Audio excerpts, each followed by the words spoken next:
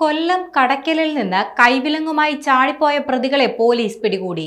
നെടുമങ്ങാട് സ്വദേശി അയൂബ് ഖാൻ, മകൻ സെയ്ദലവി എന്നിവരാണ് പിടിയിലായത്. വയനാട് മേപ്പാടിയിൽ നിന്നാണ് പ്രതികൾ പോലീസിന്റെ പിടിയിലായത്. ഇന്ന് പുലർച്ചെയായിരുന്നു പോലീസ് പ്രതികളെ പിടികൂടിയത്. പ്രതികൾക്ക് എന്തെങ്കിലും സഹായം ലഭിച്ചിട്ടുണ്ടോ എന്നത് വ്യക്തമല്ല.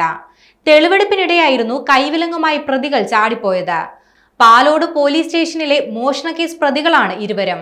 നിരവധി മോഷണ കേസുകളിൽ പ്രതിയായ അയൂബ് ഖാനും സെയ്ദലവിയും സുൽത്താൻ ബത്തേരിയിൽ നിന്നുമാണ് നേരത്തെ പോലീസിന്റെ പിടിയിലായത്. പ്രതികളെ സ്റ്റേഷനിലേക്ക് കൊണ്ടുപോകുന്നതിനിടെ കോട്ടുകൽ ഭാഗത്ത് വെച്ചാണ് പ്രാഥമിക കാര്യങ്ങൾ നിർവഹിക്കണമെന്ന് പറയുകയും വിലങ്ങഴിച്ചതോടെ ഇരുവരും രക്ഷപ്പെടുകയും ചെയ്തത്.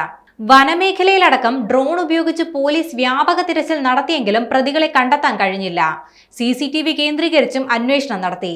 ഇതിനിടെ പ്രദേശവാസിയായ പഞ്ചായത്ത് അംഗം പ്രതികളെ കണ്ടതായി പോലീസിനോട് പറഞ്ഞിരുന്നു. CCTV ദൃശ്യങ്ങളിൽ കണ്ടത് പ്രതികളല്ലെന്നായിരുന്നു പോലീസിന്റെ നിലപാട്.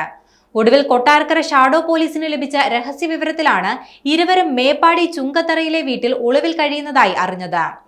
ഇന്ന് പുലർച്ചെയോടെ മേപ്പാടി പോലീസ് എത്തി പ്രതികളെ പിടികൂടി. MC റോഡ് വഴിയാണ് വയനാട്ടിലേക്ക് കടന്നതെന്നാണ് വിവരം. വിലങ്ങഴിച്ചു മാറ്റാനും രക്ഷപ്പെടാനും പ്രതികൾക്ക് മൂന്നാമതൊരാളുടെ സഹായം ലഭിച്ചിട്ടുണ്ടോ എന്നതടക്കം പോലീസ് പരിശോധിക്കുകയാണ്. ഇരുവരെയും കസ്റ്റഡിയിൽ വാങ്ങാൻ പാലോട് പോലീസ് മേപ്പാടിയിലേക്ക് പുറപ്പെട്ടിട്ടുണ്ട്.